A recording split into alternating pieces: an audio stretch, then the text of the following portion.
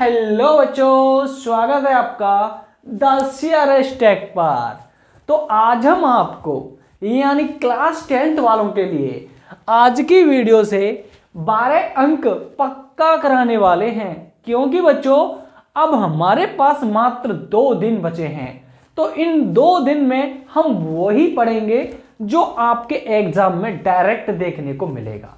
तो जैसा कि बच्चों आप जानते हो कि त्रिकोणमिति से 12 नंबर में प्रश्न पूछे जाएंगे, और ये प्रश्न कौन से होंगे आइए मैं आज की वीडियो में आपको दिखाता हूं। तो पहला क्वेश्चन आपकी स्क्रीन पर है, जल्दी इसे आप ढंग से तैयार करके जाना, क्योंकि यही प्रश्न आएगा सीधा पेपर में। तो चलिए बच्चों, मैं इसे सॉल्व करके दिखाता हूं कैसे आपको बोर्ड की कॉपी में सॉल्व करना है।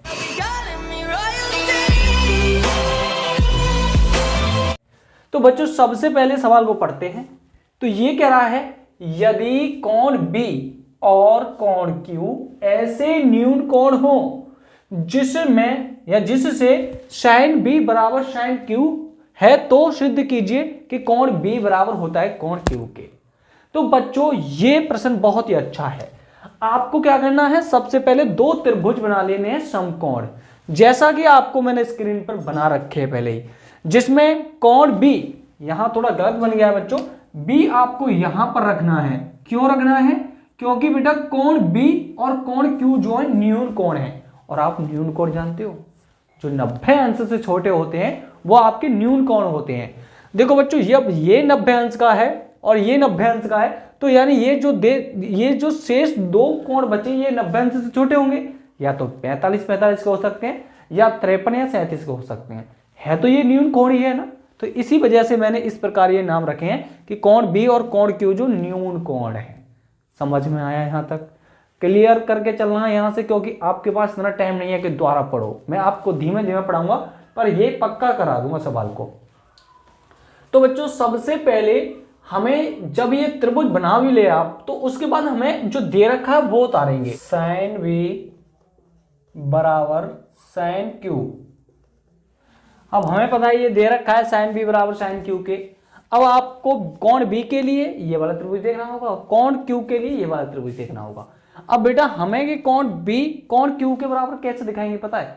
मैं इन दोनों त्रिभुजों को समरूप दिखा देता हूं।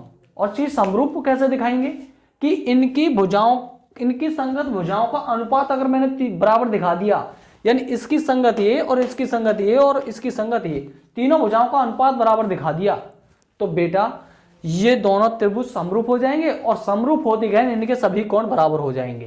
तो इसीलिए कोण B कोण Q के बराबर हो जाएगा। मेरा काम ये है, ठीक है। अब मैं क्या करूंगा, वही चीज लेके आऊंगा। अब कैसे लेके आऊंगा वो आप देखते रहिए। तो sin B sin Q के बराबर है, तो आपको देखना होगा कि कोण B के लिए sin क्या होगा, तो लंब बटे कर्ण होता है sin, तो लंब AC होगा और कर्ण AB होगा। इसी प्रकार sin Q के लिए कि लंब PR होगा और कर्ण PQ होगा। अब आप यहां पर रख देंगे क्योंकि ये दोनों बराबर हैं, तो ये हो जाएगा AC बट्टे AB बराबर और PR बट्टे PQ। अब बेटे यहां पर मैं AB की जगह PR रखूंगा, PR की जगह AB करूंगा, क्योंकि समीकरण पर कोई चेंज नहीं होता है। तो देखो ये हो जाएगा AC बट्टे PR बराबर AB बट्टे PQ। ऐसा करते हैं आपको 2 भुजाओं का अनुपात बराबर दिखाई दे रहा है। देखो इसकी संगत ये और इसकी संगत ये देखो बराबर होगी, AC बट्टे PR और AB बट्टे PQ। 2 भुजाओं का अनुपात बराबर हो गया दोनों त्रिभुजों में।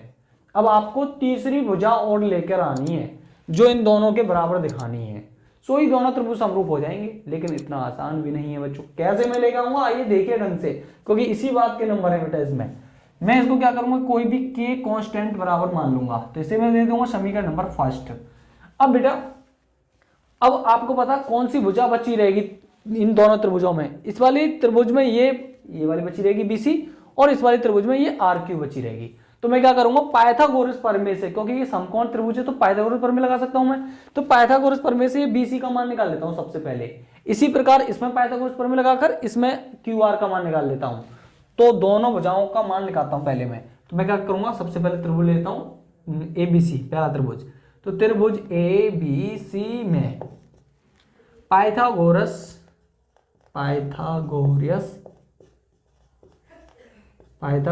प्रमेय। तो पाइथागोरस प्रमेय होती है कि कर्ण का वर्ग यानी ए बी का वर्ग बराबर लंब का वर्ग यानी ए सी का वर्ग प्लस आधार का वर्ग यानी बी सी का वर्ग। ए बी का वर्ग यानी आपको क्या निकालना है, बी सी निकालना है, तो बी सी को पक्षांतर करेंगे या फिर आप ये कह दो कि ए सी को पक्षांतर कर दो। तो ए बी का वर्ग माइनस ए सी का वर्ग बराबर बचा बी सी का वर्ग।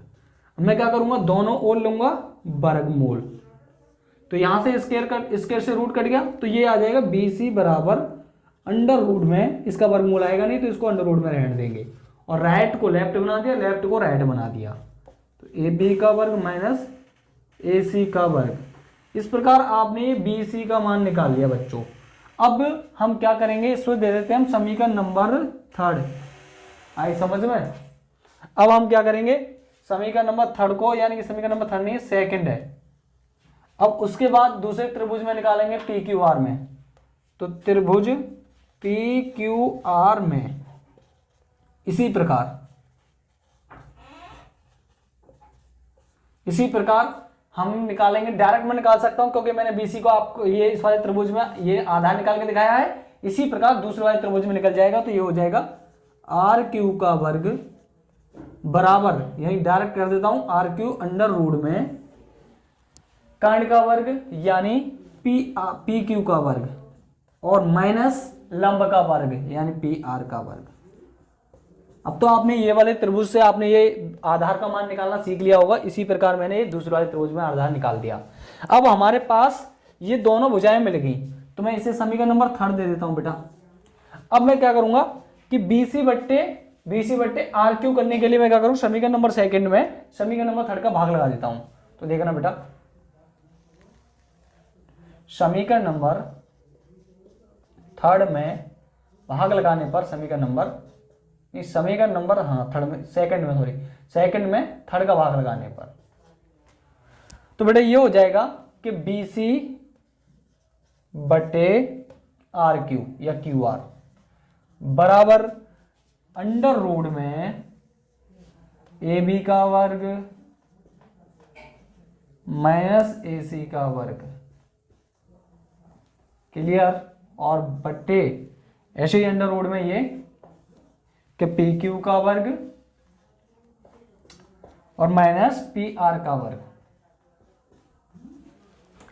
अब हमने दोनों इस भुजा का अनुपात निकालने के लिए हमने इसका मान निकालकर इनमें भाग लगा दिया। ठीक है। अब बेटा समझना, यहां पर हमें पता है कि ये ए सी बट्टे पी आर बराबर के है या फिर ए बी बट्टे पी क्यू बराबर के है। तो पहले मैं यहां पर ए बी और ए सी का मान निकालना चाह रहा हूं बेटा। तो ए बी और ए सी का मान यहां से निकालेंगे, तो देखो ए बी का पहले तो मुझे इसको इसके बराबर रखना पड़ेगा, तो हमें पता है इसे चाहे समीकरण नंबर आप ऐसा करो 4 दे दो, क्योंकि यहां पर हम कुछ करने वाले हैं, यानी यहां से ए बी का मान निकालने वाले हैं। तो ये होगा ए बी बट्टे पी क्यू बराबर के। तो यहां पर एक रखेंगे नीचे, कैंची की गुणा करेंगे तो ए बी एकन ए बी और बराबर ये आ जाएगा के पी क्यू, यानी ए बी का मान कितना आएगा के पी क्यू। इसी प्रकार आप निकालेंगे किसका, ए सी का वर्ग यानी ए सी का मान। तो ए सी का मान बेटा यहां से निकालेंगे, देखो इसको इसके बराबर रखना पड़ेगा आपको। तो ये हो जाएगा कि ए सी बट्टे पी आर बराबर के, इसके नीचे एक रखेंगे, कैंची की गुणा करेंगे तो ये ए सी एकन ए सी बराबर आ जाएगा के पी आर। इस प्रकार आपने ए बी और ए सी का मान निकाल लिया। बस आपको यही करना है, बस हो गया। अब हम क्या करेंगे, ए बी और ए सी की जगह ये रख देंगे। तो समीकरण नंबर 4 से तो ये हो जाएगा कि बी सी बट्टे क्यू आर अंडर रूट में, देखना बेटा अंडर रूट में ए बी की जगह मैं लिख सकता हूं के पी क्यू, यानी के पी क्यू का वर्ग, और माइनस ए सी की जगह मैं लिख सकता हूं के पी आर का वर्ग, और नीचे जैसा था वैसे ही रहने देंगे, अंडर रूट में कि के नहीं है, केवल पी क्यू का वर्ग है और माइनस पी आर का वर्ग है। चेक करो जल्दी फटाफट, चेक करो जल्दी फटाफट, यही है क्या? बिल्कुल। अब बीसी बट्टे क्यू आर, बेटा यहां पर देखो ये के का वर्ग, ये भी के का वर्ग, और के का वर्ग मैं कॉमन ले लूंगा तो देखो ये कुछ ऐसे आ जाएगा कि ये आ जाएगा के और के स्क्वायर, यानी बाहर ले लिया तो ये कोष्टक में बचेगा कि पी क्यू का वर्ग, यानी ये क्या हो गया यहां से थोड़ा, हाँ ठीक है, पी क्यू का वर्ग माइनस और ये पी आर का वर्ग, ऐसा हो गया यहां पर।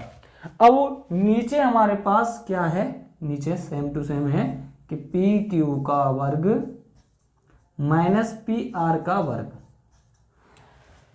के स्क्वायर का आप लेंगे कॉमन। देखो बहुत ही डेंजर सवाल है बेटा, तो ये हो जाएगा बी सी बट्टे क्यू आर बराबर कि के स्क्वायर का कॉमन, यानी के स्क्वायर का वर्गमूल कितना आ गया के, और अंडर रूट में रहेगा कि पी क्यू का वर्ग माइनस पी आर का वर्ग, पी क्यू का वर्ग माइनस पी आर का वर्ग, और नीचे हमारे पास यही है अंडर रूट में कि पी क्यू का वर्ग माइनस पी आर का वर्ग। अब देखो ये सेम हो गया तो ये कट गया, बचा कितना आपका कि बी सी बट्टे क्यू आर बराबर के। देखो इतना प्राप्त हो गया यहां से। हम क्या करेंगे, अब आपको पता है समीकरण नंबर फर्स्ट से कि ये के बराबर तो ये है, तो हम के की जगह ये वाला मान रख देंगे बी सी बट्टे क्यू आर, तो ये हो जाएगा ए सी बट्टे पी आर बराबर ए बी बट्टे पी क्यू बराबर के की जगह रख देंगे बी सी बट्टे क्यू आर, बी सी बट्टे क्यू आर। अब देखो इसकी संगत ये होगी, इसकी संगत ये होगी और इसकी संगत ये होगी। देखो तीनों भुजाओं का अनुपात बराबर आ गया, तो मैं लिख सकता हूं अतः त्रिभुज ए बी सी समरूप होगा त्रिभुज पी क्यू आर के। अच्छा किसकी वजह से हुआ, ये आप साइड में लिख सकते हो कि साइड की वजह से, इन तीनों साइड ही बराबर दिखाई है हमने, साइडों का अनुपात बराबर दिखाया है। तो अब हम क्या करेंगे, जब दोनों त्रिभुज समरूप हो गए तो मैं लिख सकता हूं अतः या इसीलिए कोण बी बराबर हो जाएगा कोण क्यू के। देखो बहुत देर में आया ये, हेंस प्रूव्ड। अच्छा किसकी वजह से हुआ, ये लिख सकते हैं सीपी सीटी के रूल से, यानी समरूप की कसौटी से। तो इस प्रकार ये आंसर आपका आ गया है। देखो बच्चों बहुत ही अच्छा सवाल था। देखो आप अगर आपको समझ में ना आए तो मुझे कमेंट करना, मैं दोबारा वीडियो बना दूंगा, क्योंकि ये क्वेश्चन जरूर आएगा, आपको पक्का करके जाना है।